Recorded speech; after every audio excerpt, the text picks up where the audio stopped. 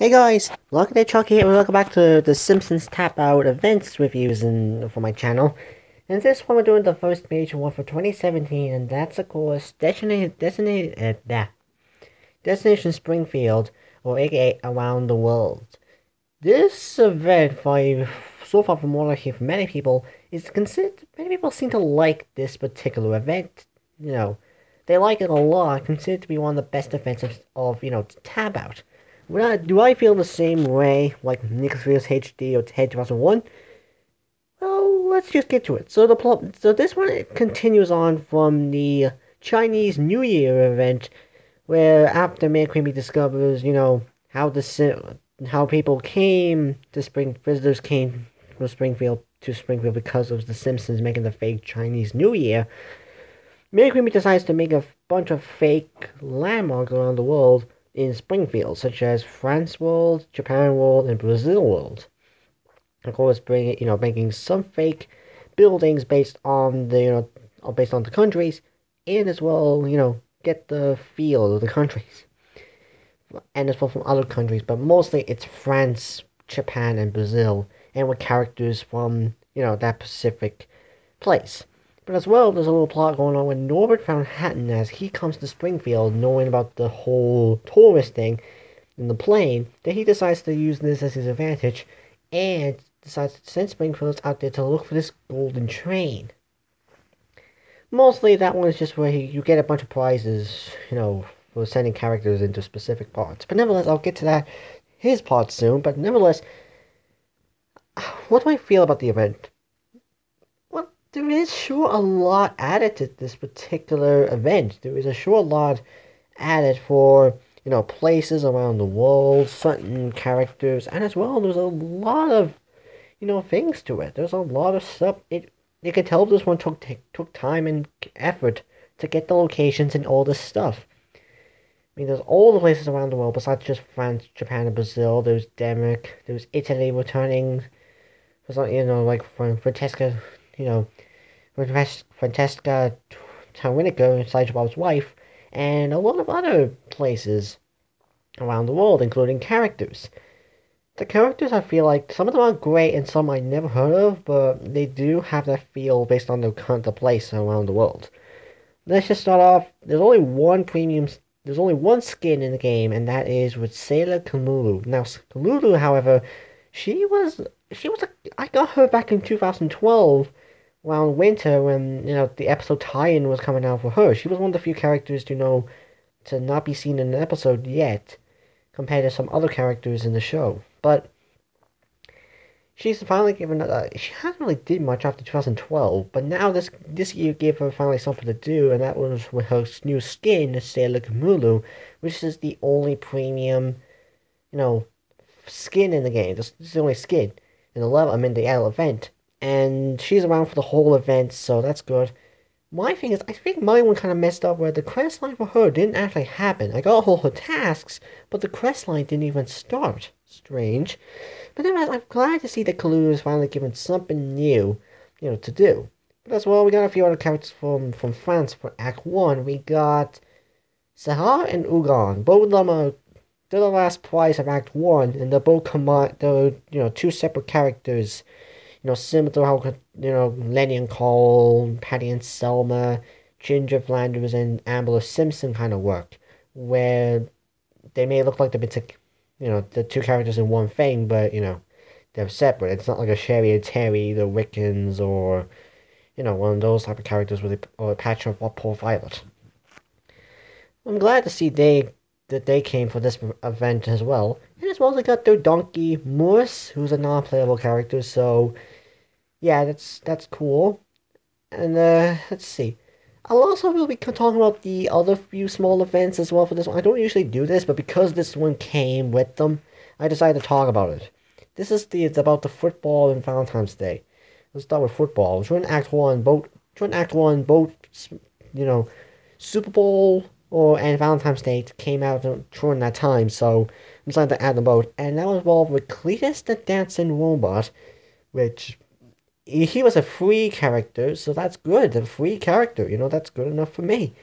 And then for Valentine's Day, there was Dinah Betty. I'll get to her soon, but with the clean stuff dancing robot, I actually liked, his tasks, the look of the character. There's a lot of robots recently in Tap Out, but this one has a bit of a difference, and I like that he got jobs, he's not a non-playable character, and yeah, he has his good tasks. And Dinah Betty with Valentine's Day, I think this is by far the worst Valentine's Day I've ever seen. She didn't do anything with Valentine's Day.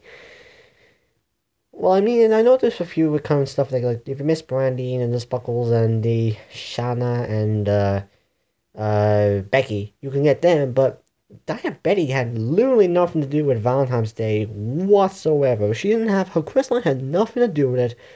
There was a land of chocolate, themed thing in here too, which I'm glad that the land of chocolate got a little something, but I would like to see that one more than, Diabetti. I mean, it's not to say I never really heard of Diabetti before, and I don't know, I don't want to sound rude, but the character just looks off. I know she, like, the point of it is Cletus' his cousin, but, I don't know, there's something about it just makes me feel bad for the character. I don't like this character. I don't know how he is in the show, because I never heard of her, but she's made 5 appearances in it, so that's good, like, for her, but, I don't know, I didn't like it. I think this is by far the worst Valentine's Day in Simpsons Tap Out. But nevertheless, we have to Act 2, which has a few more Japan characters in this one. We have a premium character for this one. We have Mr. Sparkle, which I was happy to see he was coming to Tap Out. So his dialogue is reused from the Simpsons game, but yet again, his appearance in the show was like voiced by a celebrity, and I don't know who did the voice of him afterwards for the Simpsons game, but nevertheless, it was good to see Mr. Sparkle came out. Sure, he actually had a little difference with his currency, and he did give out Sky credits, which I'll get to soon. But it was a little different, but probably after the end of the event, he'll probably just give out, cash, again, like premium characters do. As well, for Japan, we got a Sifu Oculus Concerned Squid. I thought this was going to be a non-playable character, but no, this natural character has tasks. Like, he's a squid with a knife, and he actually had tasks, which is cool. As well, the next character we have is, sorry, I might get some of these names wrong. I know most of them, but some of the more harder ones to pronounce I'm going to have. It's the sumo wrestler. I just say that for now. The sumo wrestler, he's the last prize for Act 2, and the questline was fun, to say the least. I like his, questline about, the Springfielders going to the, sumo wrestling, but that's about it, really. Then for there's another non-playable character for Act 2, well, it was Japan, and that's the Battle Seizure robot. I was concerned about this, but yeah, I couldn't really talk about him in my video because I did actually record it, but I felt it sounded so bad. I didn't really talk much, and I couldn't really show off what the Battle Seizure robot looked like, so I couldn't really, talk about it, so I decided to get rid of this video, but nevertheless, if you tap him, he'll just give you, like, a bunch of white flashes will come on, so, yeah, he might give you seizures. But, yeah, that's for Act 2, but for Act 3, there's a people from Brazil. Now, Brazil is probably one of the places that, out of all the places around the world that The Simpsons has visited, Rio was not the one to be happy with how they would treat this, their country, The Simpsons treat their country. And I think this is a way to kind of say, we're sorry. Like, that's a way that I can see it. But nevertheless, we got a few characters for this specific one. We got, for the premium characters, there's 2 premium characters, both have tasks. This one has Robando, who is the orphanage. There's also, for the premium character as well, there's Excalita, I think that's what her name is, I don't know. But nevertheless, she's a premium character that came down, like, probably a few days later after the event came out, after Act 3 came out. Interesting choice, but okay. For the act prizes, we got a bunch of monkeys. 3 monkeys together. Surprisingly, these characters have these monkeys good jobs too. I don't know. I don't know why, but it's just some of the animals I thought they were going to be non-playable, but nah. These, like the squid and that, is all all tasks. And then we got Tango. I don't know, I feel like this character, his design looks cool, but the way he was talking, in the game, just found it off with all this stupid lady, stupid lady, stupid lady. It just looked odd to me, but nevertheless, he comes in to do some tango stuff in Springfield, which is cool enough. So yeah, also there was also a few other stuff. There's Norbert Manhattan. No, this is Milhouse's uncle and Norbert and Kirk's brother. And he's kind of different compared to all the other characters in the game. Now, I have uploaded what he does in Tap Out, my part 117 of Tap Out. And during the whole event, I can kind of see him working as this is how I see him as. Now, if you were around for Stonecutters and the Tywiniger event, he kind of follows the same type of way that, number one from Stonecutters and Cecil Tywiniger from the Tywiniger event works, where he would give out tasks for you to do, and that way sending your Springfielders to do certain tasks. That's how I kind of see him as, but unlike, number one and Cecil, where those characters, once you unlock them, you get the building with the character, they're immediately unlocked. You don't have to do anything else to unlock them. Norbert, however, kind of follows an old guild type of deal. If you don't complete this in time, he will vanish from Tap Out. Old Gil, he's non-playable nevertheless, so he wasn't really going to. He's never playable anyway. I don't know when he will, but, gotta wait. But nevertheless, yeah, I can see Norbert Manhattan being like an old Gil where if you don't, get him from the prizes, which I'll get to soon, he will vanish from Springfield, for good. Unless they bring him back as a premium character for returning. But nevertheless, once you get him, he'll be on there for Springfield and has his tasks and all that, so that's good to know. But right now, I'm going to get what I'm talking about with Norbert. Now, when Norbert Manhattan comes, he will come and, of course, will bring you out tasks. However, compared to, say, Cecil or number one, where all they do is give you currency, well, Norbert Manhattan does that. This kind of makes the return of the mystery prizes as the part, say, for example, Easter, for example, where those little, colored boxes that give out prizes. Let's say this is a fair way of doing it. Where the main thing is, you have to get these once you complete all the main tasks, you will get a lost luggage, which will come with a certain prize. Now, there's, street corners, plane, or hangar.